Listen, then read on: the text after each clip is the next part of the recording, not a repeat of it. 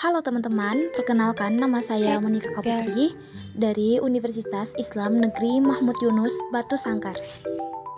Baik, pada kali ini saya akan membuat video pembelajaran dari materi metabolisme, yaitu khususnya tentang materi enzim. Metabolisme adalah keseluruhan reaksi kimia yang berlangsung di dalam tubuh organisme, baik itu di manusia, di hewan, maupun di tumbuhan.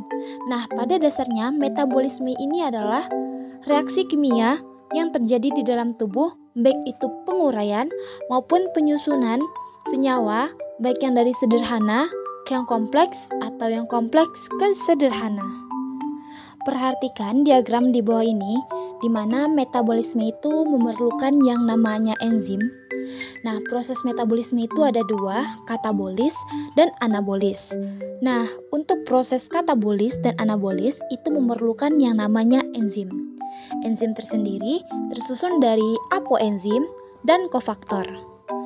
Apoenzim itu adalah senyawa protein, sedangkan kofaktor adalah senyawa non-protein seperti ion organik dan koenzim.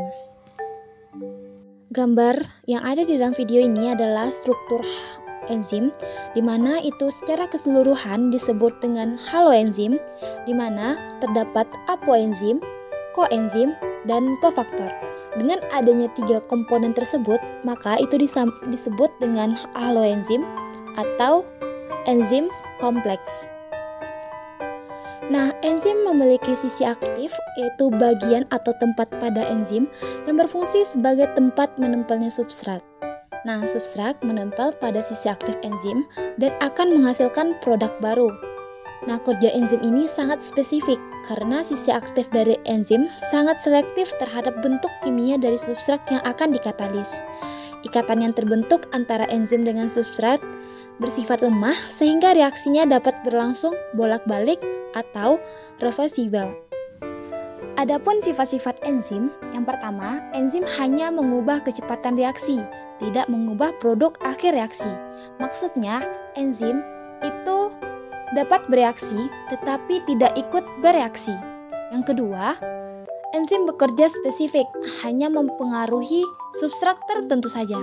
Artinya, tidak semua substrat itu dapat bekerja untuk dijadikan enzim. Nah, yang ketiga, pH. Enzim merupakan protein sehingga dipengaruhi oleh pH dan suhu.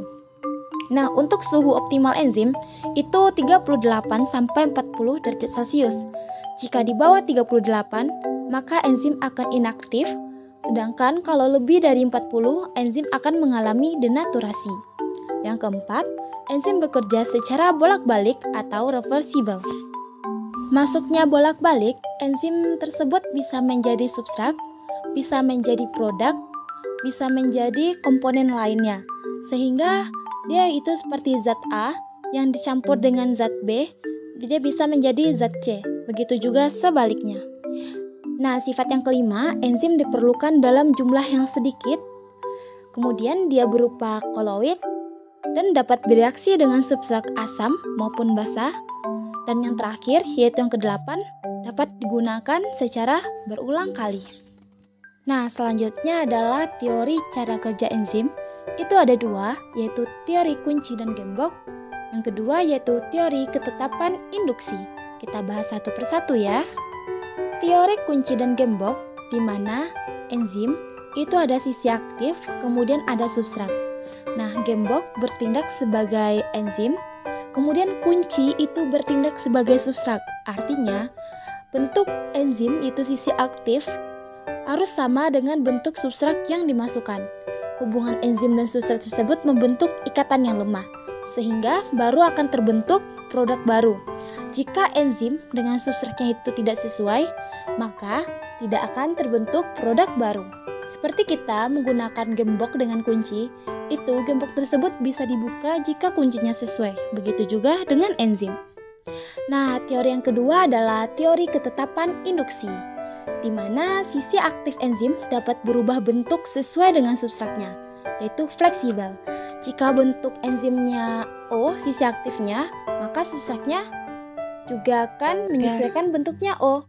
Walaupun substratnya itu bentuknya persegi panjang, maka nanti substratnya akan menyesuaikan dengan bentuk enzim, sehingga hasil reaksinya meninggalkan sisi aktif enzim dan terbentuklah produk yang baru. Nah, enzim ini juga memiliki faktor-faktor yang mempengaruhi kerja enzim. Yang pertama, suhu. Semakin tinggi suhu, maka energi kinetik substrat dan enzim meningkat, sehingga mempermudah keduanya saling berikatan. Nah, suhu yang terlalu tinggi itu akan menyebabkan denaturasi protein, sehingga tidak dapat digunakan kembali. Jika suhunya terlalu rendah, akan menyebabkan enzim tidak bekerja karena enzim mengalami inaktivasi.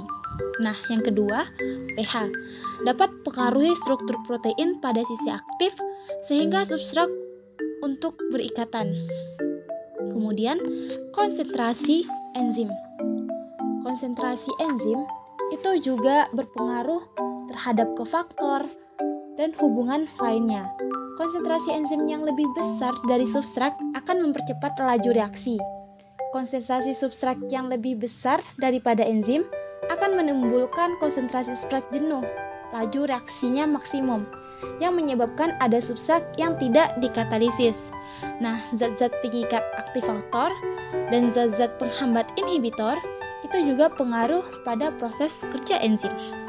Baik, itulah presentasi mengenai materi enzim untuk video pembelajaran dalam kegiatan HMPS Tadris Biologi dalam acara Lobis 2024. Terima kasih.